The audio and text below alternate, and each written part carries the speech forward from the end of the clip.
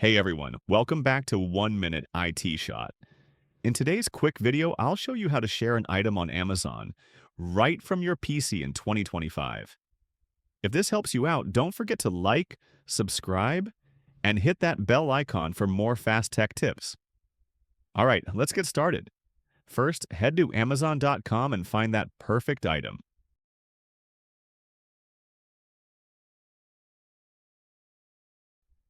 Once you're on the item page, spot that little share icon next to the thumbnail. Click it, you've got options. You can email it to a friend, blast it to social media, or copy the link. Most folks go for the link.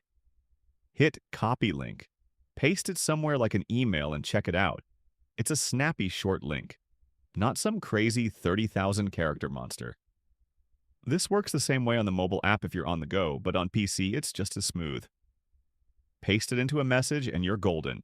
Super neat for sharing deals, and that's it. You've successfully shared an item on Amazon. Let me know in the comments if it worked for you. If you found this helpful, hit that like button, subscribe to 1 Minute IT Shot, and I'll catch you in the next one.